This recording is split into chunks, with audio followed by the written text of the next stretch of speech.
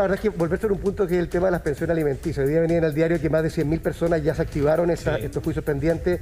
Pero a mí me gustaría hacer como un comentario en la lógica de ganar-ganar. Porque si al final a la persona le van a descontar el 100% de su retiro, es muy probable que esa persona, aunque sea su obligación legal, no haga el retiro. No lo haga. Entonces va a perder el tipo que podía retirar y va a perder la persona que merece la pensión alimenticia.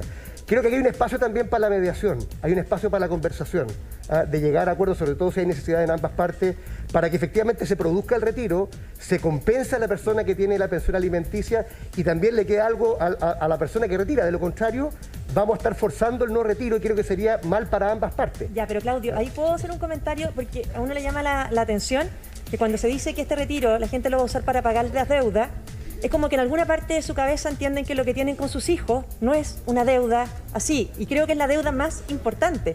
Por lo tanto, si parte de estos fondos son para pagar las deudas, qué bueno es que pueda y se permita que pueda pagar esa deuda fundamental que tiene con los hijos. Yo quiero celebrar lo que dice Sebastián de las liquidaciones. A mí me tocó ejercer en Derecho de Familia y esto no lo veía todo el tiempo, era muy lento, o sea, que se pedía la liquidación, la objetaba el padre, volvía de nuevo y te podía demorar meses en que se fuera exigible esa pensión de alimentos. Entonces yo creo que eso por una parte es bueno.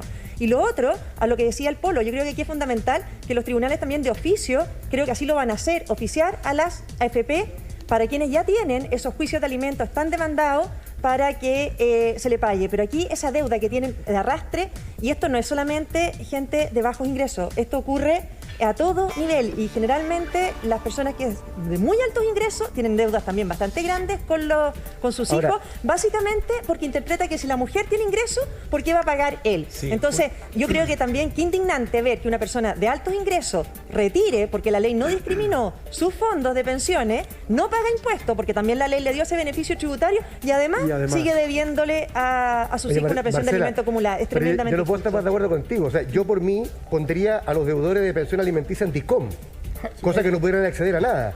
El tema es que, ¿cómo lo hacemos? No, porque muchos tienen que poder trabajar para poder pagar la pensión de alimentos. La pregunta es cómo hacemos que la persona ejerza su derecho de retirar el 10% para pagarla. Porque si no, no lo va a ejercer. Y ahí creo que pierde la mujer, sus hijos y también la persona. Entonces hay que buscar un punto intermedio, y lo digo pensando en que la primera obligación es pagar la pensión alimenticia.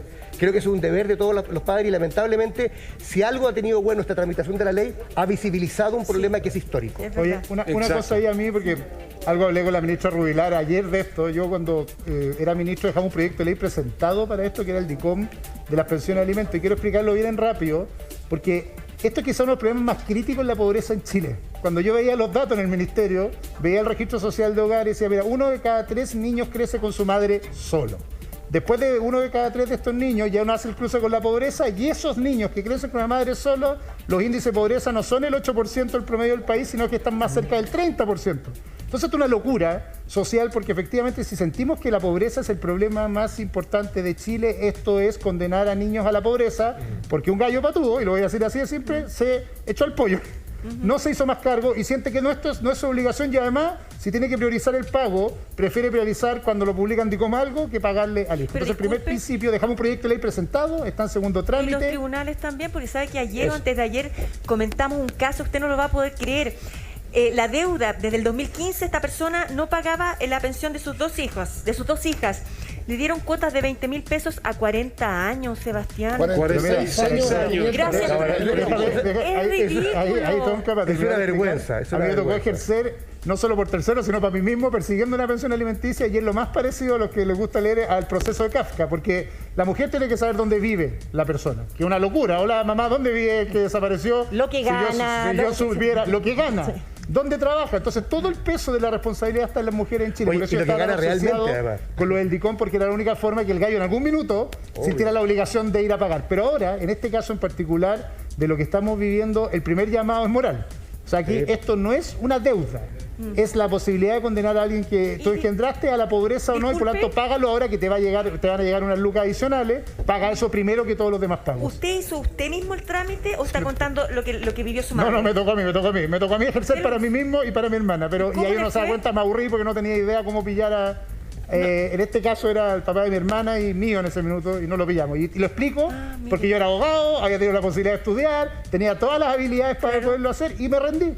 Dije, ¿sabes qué más? Sebastián, Menos mal yo podía salvar la situación. Oye, Sebastián, una pregunta, ¿y por qué esto del DICOM que es tan obvio? Porque cualquier ciudadano que el día de mañana quiera hacer un trámite en un banco, en una casa comercial, si está en DICOM no va a tener, ¿y para qué decirte un empleo?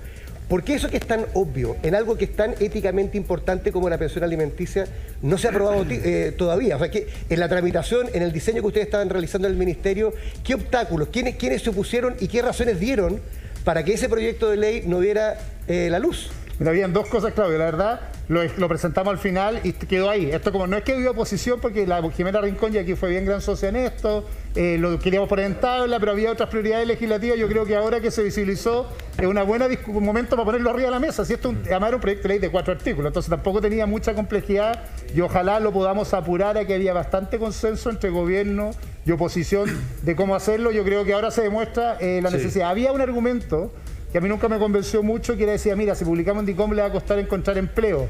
Pero a mí me pasa, de guata por lo vivido, que claro, pero la persona que tiene al hijo en su casa igual tiene que trabajar y alimentarlo todos los días. Entonces es una mala excusa. Y las sanciones, la idea de la sanción. Y las sanciones hoy día están mal puestas, porque la orden de arresto, por ejemplo, para el que no paga, claro, el que no paga, pero no, es que no se arrestan, no se ejecutan, porque también se estima que cómo se va a arrestar a alguien que no esté. Entonces, están mal puestos. Se inventó en un minuto la sanción de que te retienen tu carnet de manejar, o sea, todas las sanciones que se han ido poniendo para el tipo que no cumple la pensión de alimentos han quedado... Un dato, perdón, para agregar sobre eso, hoy día aparece acá en el Mercurio, datos del Poder Judicial. Dice que para un 85% de los deudores de pensiones de alimentos se han emitido órdenes de arresto, o sea, varios miles. Pero solo alrededor de 300 demandados cumplen con el arresto nocturno. Es que ¿sabes dónde hay que apretar? Donde duele. Sí, pues. El bolsillo.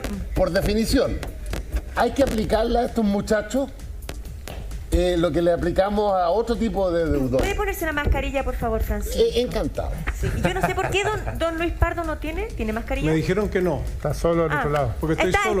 Está solo. Qué bueno. Entonces, pasa lo siguiente. Pero una cosita solamente para aclarar, porque lo estaba viendo.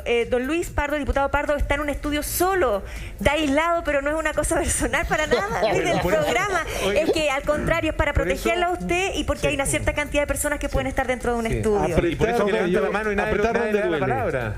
Entonces, Dar Vidal, prosiga. Entonces, lo que yo digo es buscar un sistema donde se le obligue a la persona o al Estado o al aparato del Estado a usted en impuesto le vamos a devolver impuestos, momentito, venga para acá para pagar la pensión alimenticia. ¿Qué es lo que se hace con muchos otros tipos de deudores? A mí me gusta la del DICOM, sí, pero para apretar, están los instrumentos. Ahí, Pancho, le pasa con los impuestos que la verdad, la cantidad de gente que declara impuestos es menos que la gente que tiene... O sea, porque aquí son pocos, esos son como magos de la polla gol, se andan escondiendo los ingresos. Sí, lo que le contaba Polo ya esto como experiencia de abogado, efectivamente, no es que no los detengan los tribunales solo porque no quieren, es porque los gallos se esconden, son como el mago Oli para desaparecer. ¿Puedo agregar algo? Hay cómplices, entonces, porque cuando van a buscarlo... Perdón que me interrumpa porque hay muchos cómplices, porque de verdad son así. Cuando alguien va a buscar a un deudor a su casa, puede ser familia, pareja actual, no vive acá. Son cómplices. No, sí, se hacen trampa en todo sentido, sí, pero además, aparte de lo que dice Sebastián de que cómo se condena a niños a la pobreza, también se produce un problema muy injusto en niveles donde no se paga la pensión y son de altos ingresos. ¿Qué pasa, por ejemplo? Un papá que no paga la pensión, esa mamá probablemente no va a poder mantener el nivel de vida que tenían cuando estaban casados y por lo tanto los hijos se quedan viviendo con el padre.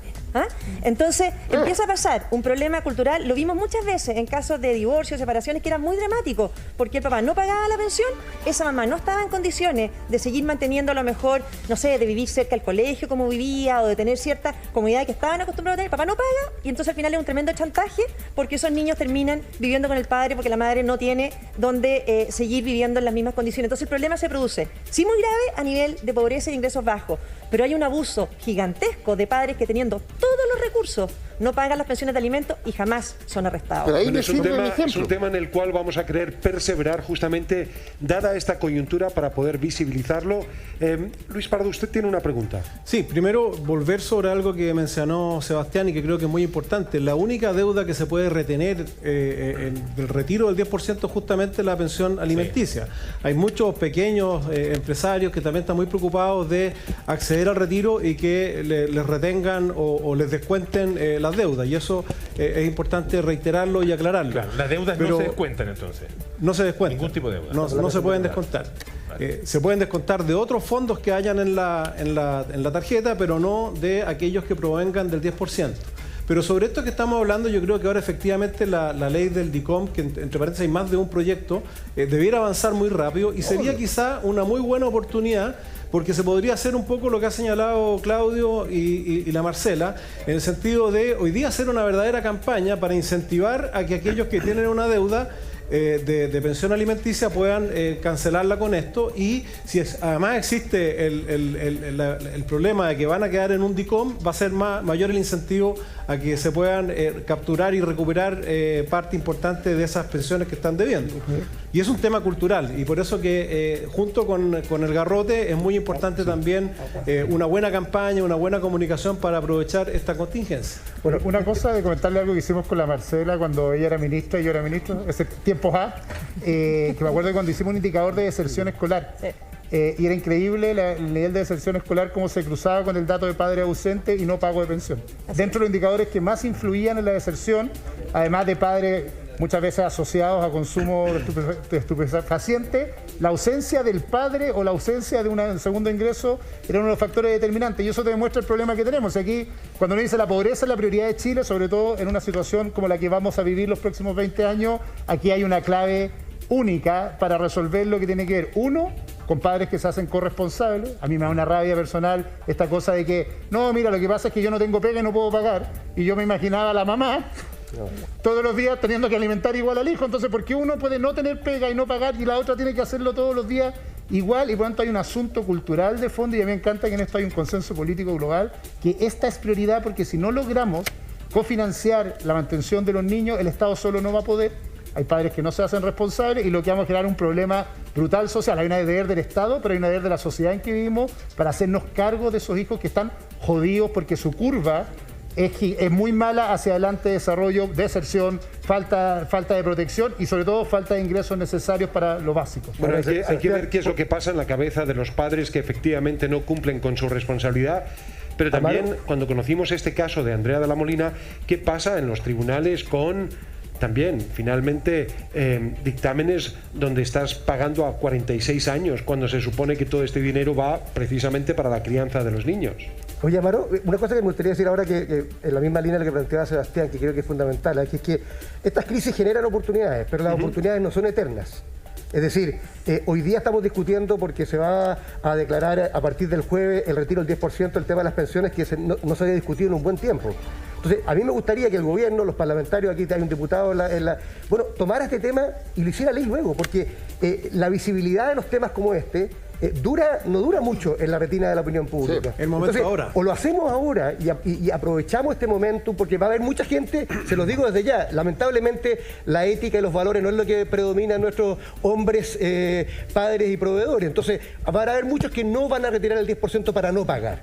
Entonces la pregunta es, ¿cómo aprovechamos este momento en que la opinión pública va a estar sensible con el tema para avanzar? Y lo mismo con la reforma al sistema previsional, que esto del 10% generó un debate, pero, insisto, aprovechemos la crisis y avancemos la reforma más de fondo. Y transparencia judicial, porque lo que dice Amaro es fundamental. O sea, yo creo que se conozcan los fallos, que se conozcan también los abogados que están atrás de repente de muy malas prácticas en materia de juicio. Entonces, yo creo que también más transparencia en los fallos, que la gente pueda conocer los criterios con los que se resuelven estas cosas, quiénes son los abogados que están siempre defendiendo a personas que a lo mejor no están pagando nunca las pensiones de alimentos. Yo creo que aquí es donde todo lo que se pueda prender la luz, como se dice, adentro del tribunal es muy importante.